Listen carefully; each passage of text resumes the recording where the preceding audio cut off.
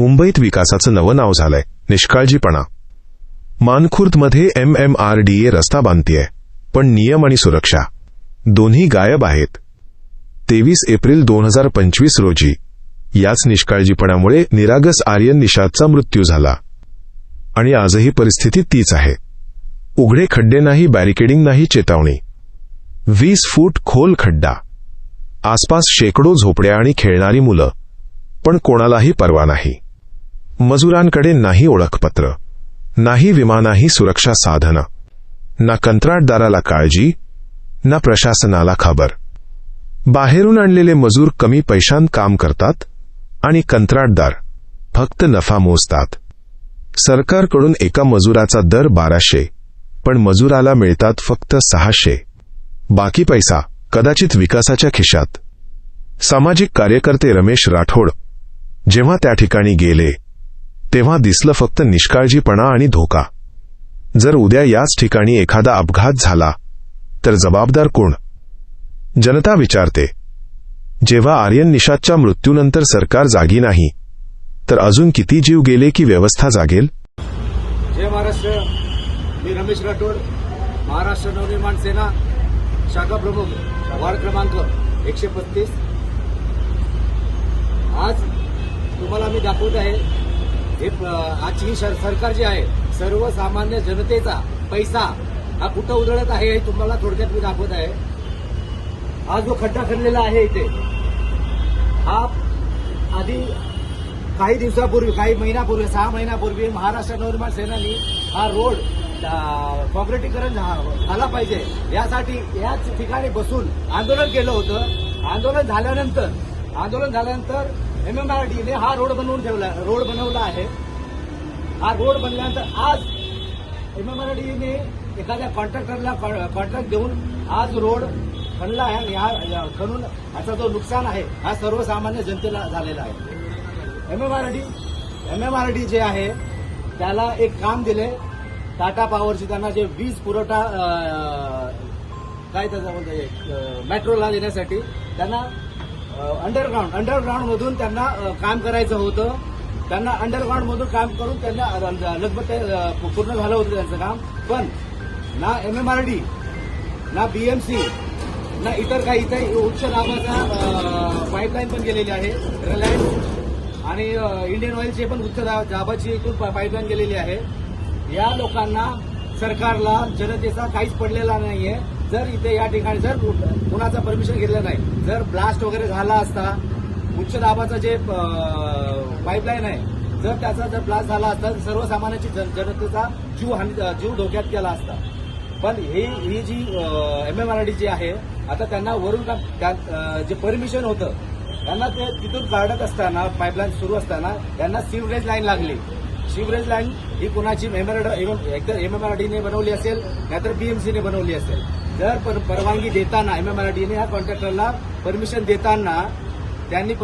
देताना त्यांना माहिती असलं पाहिजे होतं की बाबा इथे सर्वसाधारण जनतेसाठी सीवरेज लाईन गेलेली आहे, तर इथून तुम्हाला बदलावं लागेल किंवा हे करावं लागेल. त्या ठिकाणी यांनी कुठल्याही प्रकारचा त्यांचा परवाना बघितला नाही, ना BMCचा ना कुठला. आणि यांनी पूर्ण आंधळा कारभार चाललेला आहे यांच्या. तुम्हाला इसका नाम क्या, इंजिनियर का नाम क्या था? इंजिनियर का नाम क्या था? कल बात किया था मैंने इससे. दुबे. हा दुबे नावाचा इंजिनियर इथे आहे. हा मला सांगतो की भाई तुम्हारे घर से पैसा जा रहा है का?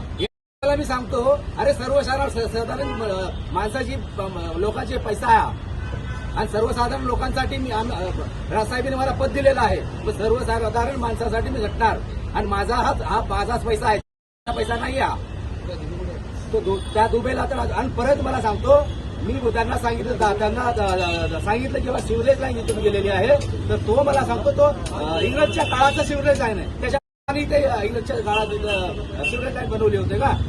मी तुमच्या या माध्यमातून तुम्हाला कळू इच्छितो, हा जे सरकार आहे पूर्ण भ्रष्ट सरकार आहे. त्याने आंधळा कारभार हे करत आहे. कुणाला ठाव टक्का नाहीये. मग कुणाचं परमिशन घेतलं, ही पाईपलाईन कुणाची, यांना विचारलं त्या पाईप कुणाचं आहे हेच माहित नाही. जमिनीखाली तुम्ही काम करता, तुमचा प्लॅनिंग नाही, कुठल्याच गोष्टीचं आहे. जिथून रस्ता भेटेल तिथे त्यांचं काम चालू आहे. आता त्यांना विचारलं मग आता काय करणार? तर बोलता आता वरून ती पाईपलाईन वरून घेणार. म्हणजे यांचा कुठलाही प्रकारचा प्लॅनिंग नाही. यांना आधीपासून माहितच ना, MMRDला माहित ना, BMCला माहित इथून सिवरेज लाईन गेलेली आहे.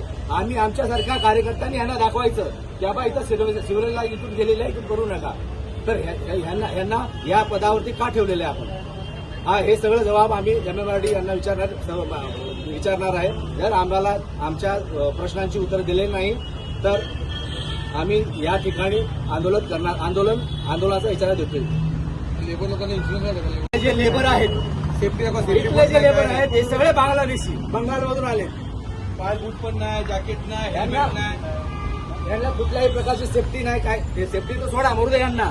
पण आमच्या महाराष्ट्राच्या जे स्थानिकचे जे कामगार आहेत ते कुठे जातील? जर ही लोक येऊन लाखोच्या संख्येने इथं काम करतील तर आमचे स्थानिक काम कुठे करणार? ही लोक 400-500 रुपयात काम करायला लागली तर आमचं घर कसं चालणार? सर्वसाधारण माणसं घर चालणार कसं चालणार? हे या सरकारला विचारायचं आहे. जर आमच्या प्रश्नाचं उत्तर दिलं नाही तर थोड्याच दिवसात आम्ही यांच्या विरोधात आंदोलन करू. जय महाराष्ट्र.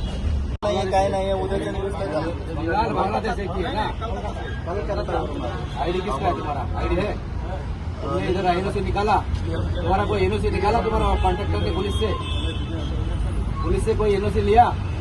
इधर का नहीं लिया. इधर का पुलिस स्टेशन को मालूम है तुम लोग इधर काम कर रहे हो? नहीं मालूम.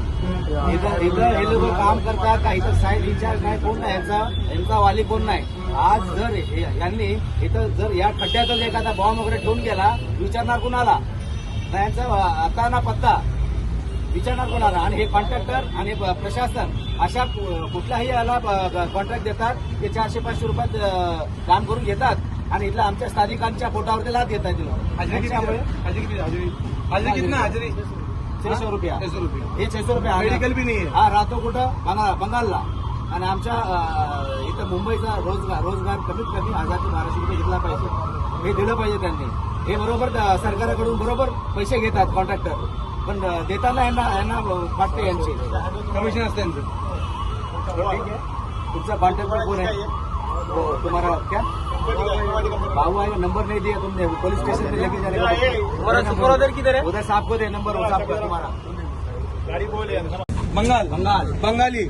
तेरा नाम क्या? सुल्तान. नाम क्या? ये गांव कौन सा? एक ही जगह में है. सब बंगाल की है. हमारा यूनिवर्सिटी कुछ लिया है, पुलिस ने यूनिवर्सिटी कुछ दिया है तुम्हारी कंपनी ने? कुछ तुम्हारा कुछ पूरा प्रूफ बनाया क्या? नहीं बनाया है. ऐसे आगे उठ के चले गए. बराबर. सब बंगाल के, बांग्लादेशी आले तिथे. सब बंगाल के. तुम्हारा पुलिस स्टेशन का कुछ यूनिवर्सिटी बनाया क्या? कुछ तुम्हारा फोटो बिल्डिंग में कुछ दिया है क्या? सब गाँव का इधर कुछ तुम्हारा दिया है क्या? आईडी बनाया कंपनी का? कंपनी का आईडी बनाया क्या?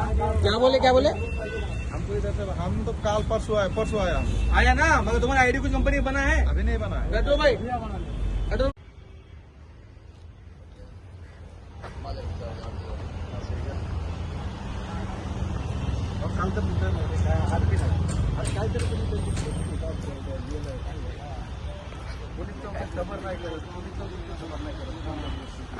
ठीक आहे भाई.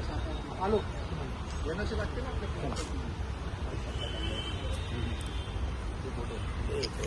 असं सोडून देते.